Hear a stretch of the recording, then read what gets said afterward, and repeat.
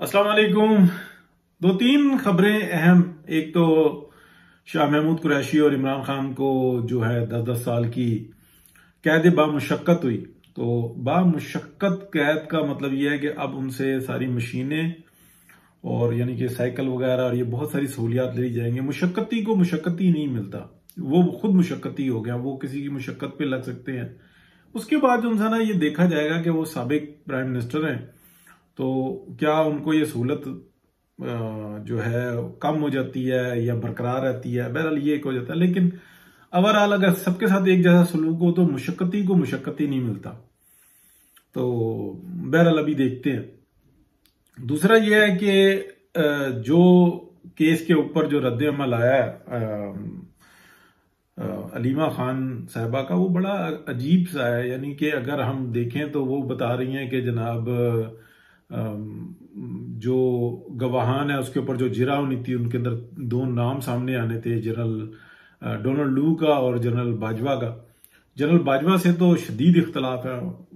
Doctor ने उनकी और उनकी टीम की इस मुल्क को जिस जगह पे पहुंचा दिया, लेकिन अब यह कहना कि साइफर केस के अंदर, देखें साइफर के अंदर केस के अंदर हमारे सामने है असद मुनीर जो है वो डोनाल्ड लू से बात करते हैं और उनकी बात का जो कर्क है वो भी हमारे सामने है। मैं कई दफा बता भी चुका हूं, अभी वो डिस्क्लोज नहीं हुआ, लेकिन वो अपनी जो इंफॉर्मेशन है वो भेजते हैं वजारत खारजा को, जो कि उनका फर्ज था, जो कि उनकी ड्यूटी थी। आप कह लें कि उन्होंने अपना काम पूरा किया। उन्होंने बताया कि डोनाल्ड से मेरी ये बात हुई है, उसमें वो ये इन खदशात का इजहार कर रहे थे।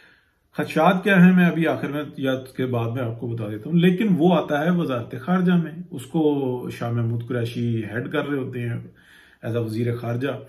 फिर वो जो है वजारत खारजा जो ना उसकी जिम्मेदारी होती है कि उस केबल के थ्रू आया था, केबल के थ्रू भी आते हैं, वैसे भी आ जाते हैं मैसेजेस, तो केबल के थ्रू आया था। फिर उसको डीकोड करते हैं, डीकोड करके वो जो सा उसको लेके आते हैं, फिर वो साइफर की शक्ल आ जाती है, यानी कि एक मैसेज है।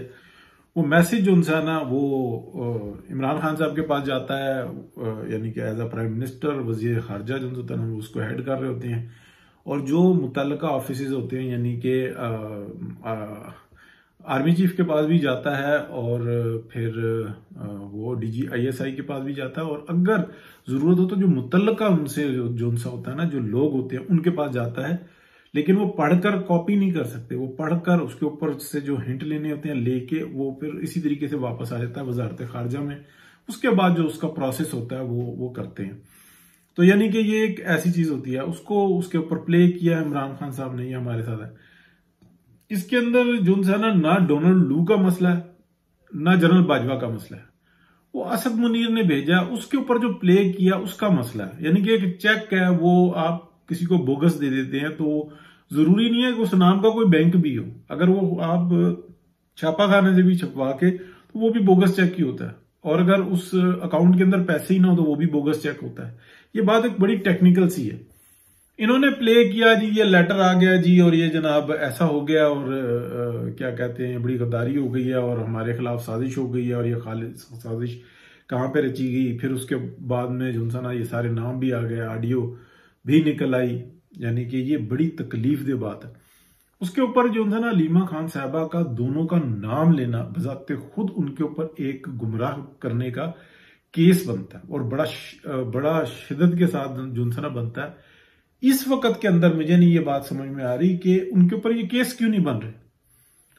यानी कि इतनी नाहली नलायकी नहीं है। वो एक साबिक वजीर आजम की बहन है, और वो पॉलिटिकल मामलात को बहुत अच्छे तरीके से समझती हैं। वो कोर्ट में जाती हैं, रिप्रेजेंट करती हैं, बाहर आके जो ना या तो मुकम्मल पाबंदी लग जाएगी, यार वो बहन है, अपने भाई के रिश्ते के अंदर है, लेकिन उसको हम बात करने की इजाजत नहीं देंगे। हाँ, आए बैठे मिले रोए धोए चली जाए, या हंसी खुशी उससे बात करे, मैसेज ले चली जाए, लेकिन हम बात करने की इजाजत नहीं देंगे।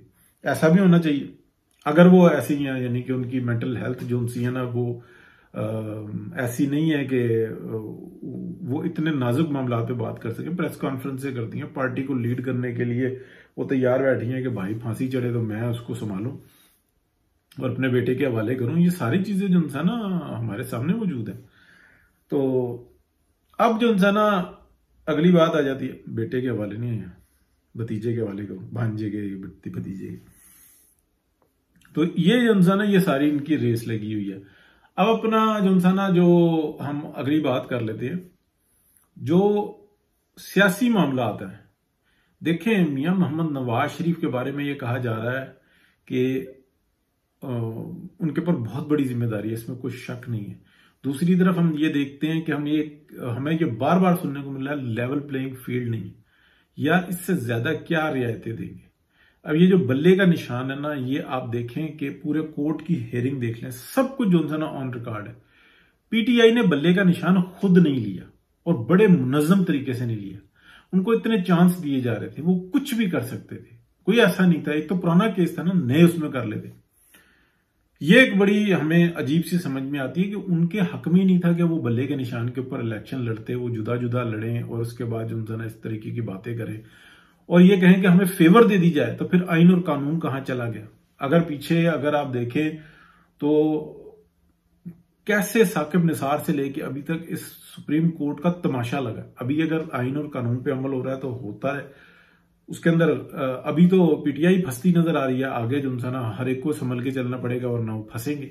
तो फिक्र है, ऐसा नहीं है कि दूसरों को फिक्र नहीं है, उनको भी पता है कि हमें बहुत ध्यान से कदम रखना होगा। लेकिन फिलहाल जो इंसान जो केसेस हैं वो उनका तेजी से मामला हो रहा है। तो अब ये जो इंसान कईयों को आग लगी हुई है कि जी वो 10 साल की सजा थी, 10 साल की सजा दे दी गई, और इलेक्शन से पहले एक सजा आई थी वो भी दे दी गई। तो अपने वक्त पर ही सजाएं होती हैं। अगर आप इस सजा को इलेक्शन के बाद कर लें तो वो इमरान खान की फेवर की बात आ जाती है और फिर उंगलियां उठेंगी कि भाई यानी कि केस था ना आपके पास, आपने क्यों इतनी ट्रायल में देर की? वैसे तो आप जो ना दिन और रात काम कर रहे थे, इसके अंदर क्यों नहीं की? तो ये भी मसाइल बन जाते हैं। तो अगर इधर से नहीं एतराज होगा तो उधर से होगा, और ये हर चीज को तेज कर रहे हैं, काम कर रहे हैं मामले को बेहतर करने की, यानी कि सुप्रीम कोर्ट के सिस्टम को बेहतर चलाने की कोशिश कर रहे हैं। आखिर में मैं बस एक बात करूंगा कि असद अली तूर जो है ना, उन्होंने एक बड़े कठिन वक्त में ना बहुत दलेरी के साथ रिपोर्टिंग की। अब इस वक्त के अंदर ना वो ऐसा लग रहा है कि एक तो होता है ना एहसास कमतरी, और एक होता है एहसास बरतरी के मैं सबसे जो है ना ऊपर हूं, मैं सुप्रीम कोर्ट से भी ऊपर हूं, मैं आइन कानून से भी ऊपर हूं, और मेरी राय जो है ना उसके अंदर ये सब कुछ कर देनी चाहिए। और फिर वो बदतमीजी के इस पहलू के ऊपर, मतलब इस स्टेज के ऊपर गए हुए हैं कि सुप्रीम कोर्ट ऑफ पाकिस्तान को और पूरे बेंच को और चीफ जस्टिस को तज़हीक का निशाना बना रहे हैं। माजी में भी उन्होंने ये किया, लेकिन उनके सामने बहुत सारी चीजें थी।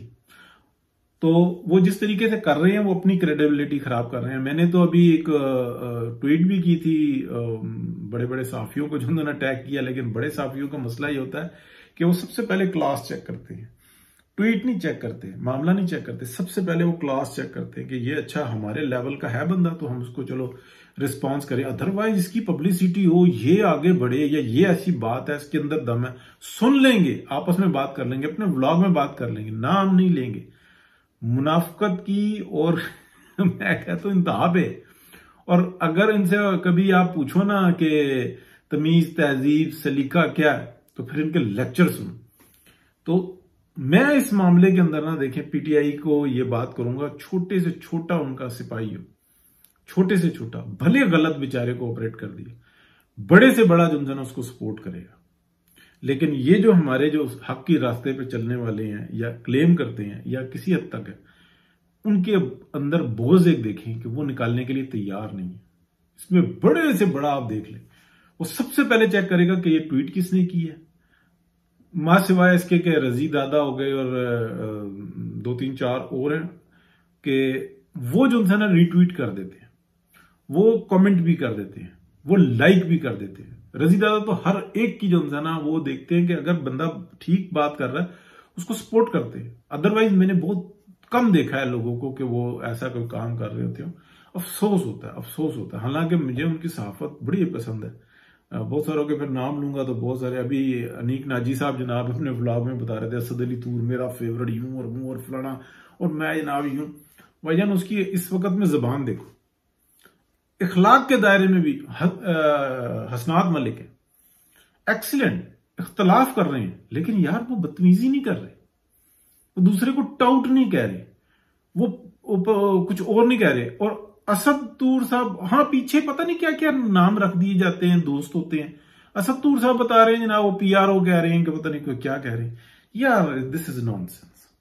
आप ये पता नहीं क्या बात कर रहे हैं, मतलब ये कोई अच्छी बात नहीं है। मुझे किसी की जो है ना सहाफती क्रेडिबिलिटी, उसकी सहाफत से, कयूम सिद्दीकी को क्या कुछ कह रहे हैं, लेकिन कयूम सिद्दीकी ने जिस वक्त में AKS लाइव प्रोग्राम किया था, उस वक्त में उनके साथ चंद एक लोग होते थे। हसनात मलिक थे, नासिर इकबाल साहब थे, और वो दूसरे थे, वो मलिक साहब ही हैं हमारे, तो वो होते थे। फिर आजम खान थे और कुछ और लोग थे। वो लोग करते थे, पीछे हट जाते थे, लेकिन ये तो डटे हुए थे। उस वक्त में तो इतना मुश्किल था जिसका कोई हिसाब नहीं। क्या उस वक्त में कोई गलत बात की? इस वक्त में अगर आप देखें, अगर आपको उनसे इत्तेफाक नहीं है तो आप इख्तलाफ कर लें, लेकिन आप किसी को कुछ दे रहे हैं। किसी सहाफी में ना इतनी जुर्रत नहीं है कि वो असद अली तूर से ना पूछे कि आप किसी शख्स को टाउट कर रहे हैं तो चलो उसका पेरोल बताओ क्या है, कौन सी जनरेट हुई हुई है, उनकी आईडी बताओ। टाउट की आईडी जनरेट हुई हुई होती है ना, वो पेपर होता है ना, बताओ। आपने डायरेक्टली कहा कि ये बंदा ISI का टाउट है, ठीक है, एक पार्टी के लिए वर्क करता है। असद अली तूर साहब में अगर या तो माफी मांगे के नाम लेके, और अगर जो नहीं कर सकते तो फिर ये मत करें कि मैं हक और सच की बात करता हूं। बताएं आप दलेर, आप इतने बने हुए हैं कि जनाब सुप्रीम कोर्ट में खड़े होके पूरे बेंच के सामने बेंच को डिक्टेट करने की कोशिश कर रहे हैं। नहीं जी, मैं अपने जो है ना एलिगेशंस जो है ना उससे नहीं पीछे हट रहा हूं, लेकिन ये मैं एप्लीकेशन वापस ले रहा हूं। और वो कह रहे हैं कि नहीं यार, आप ये तो नहीं है कि चलते चलते आए और वापस लेके चले जाएं। आप केस आ गया, सुने, बताएं, हम आपको इंसाफ देंगे। आपको नहीं, पूरे सिस्टम की बात हो रही, फर्द वाहिद की बात तो नहीं होती। अफसोस होता है कि इतना यार जबरदस्त बंदा किस तरफ निकल गया। मतलब बीमारी लगते देर नहीं होती, कोई भी किसी भी जगह पे पहुंच जाता है। और लोग बड़े बड़े काम करते हैं, चुप कर जाते हैं। वो कहते हैं बस ठीक है, अल्लाह पाक ने मुझे जिम्मेदारी दी थी, मैंने कर दी पूरी। अब इसका तो नहीं कि मैं रिवार्ड लेता हूं, वो तो अल्लाह की जात है देने वाली। दे तब भी ठीक है, नहीं दे तो आगे दे देगी। वो किसी का एहसान तो नहीं रखती, रब की जात है, वो ही बड़ी है और कोई भी नहीं है। बहुत शुक्रिया जी, अल्लाह हाफिज। किसी को कोई बात बुरी लगे तो मैं माजरत चाहता हूँ। अल्लाह हाफिज।